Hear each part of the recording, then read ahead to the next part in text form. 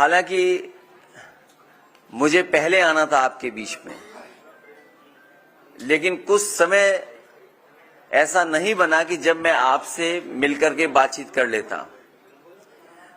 इधर सरकार अपना जो कुंभ का आयोजन था उसको बढ़ा चढ़ा करके श्रद्धालुओं के लिए व्यवस्था कम, उनके लिए इंतजाम कम, लेकिन प्रचार में बहुत आगे रहे। और प्रयागराज के महाकुंभ के दौरान इधर सोशल मीडिया पे कहने का मौका मिलता है कई बार, तो जो कुछ लिखा पढ़ा था मैंने वो आप लोगों से उस प्लेटफॉर्म के माध्यम से मैं शेयर करता रहा। हर सुझाव को जो समय समय पर सुझाव दिया गया, जो हमारी तरफ से सुझाव आता था, उसको भारतीय जनता पार्टी आलोचना समझ रही थी। और हम लोग चेतावनी इसलिए दे रहे थे क्योंकि 2013 में सरकार बनने के बाद समाजवादी पार्टी को भी कुंभ कराने के मुझे अवसर मिला था। इसलिए अपने अनुभव के हिसाब से जो मैं सुझाव दे सकता था और जो मैं आशंका प्रकट कर सकता था कि संभव है ये चीजें हो जाएं, उसके हिसाब से सुझाव देने का काम हम लोग लगातार कर रहे थे। 2013 के कुंभ को अति सफलतापूर्वक संपन्न कराने के पीछे हमारी और सरकार में उस समय जो लोग थे उनकी पहले से तैयारी थी। लेकिन जब 2025 का जो ये कुंभ हम लोग देखते हैं, वैसी तैयारी नहीं दिखाई दी। इसीलिए हम लोग तैयारियों को देखते हुए सरकार को चेता रहे थे, बता रहे थे, जानकारी दे रहे थे। इसलिए मैंने जितनी भी सलाह बनाई है, जितने भी सुझाव दिए, उसकी एक किताब बना करके मैं अभी बाद में आपको बांटूंगा।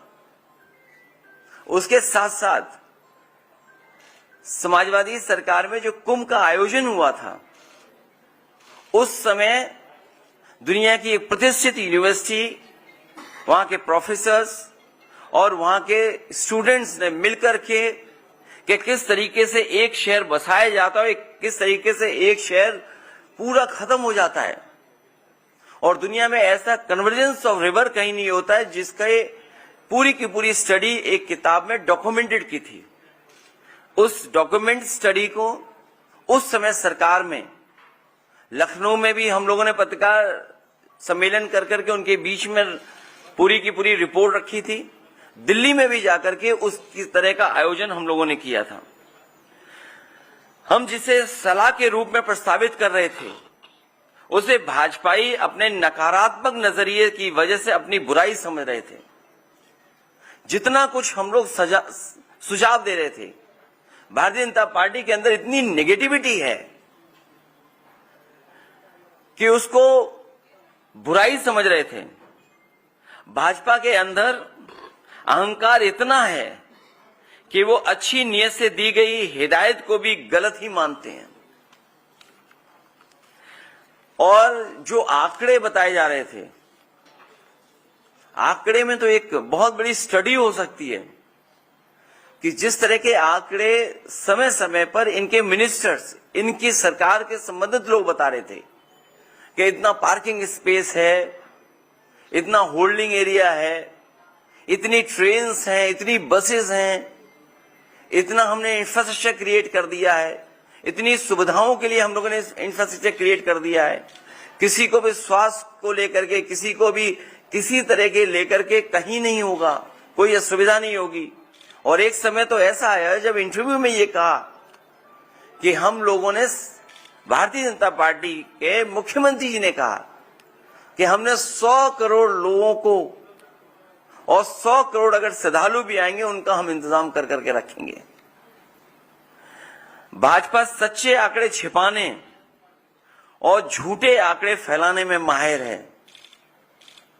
उनसे बेहतर सच्चे आंकड़े कोई नहीं छिपा सकता और मनगढ़ंत आंकड़ों का भी प्रचार उनसे अच्छा कोई नहीं कर सकता है।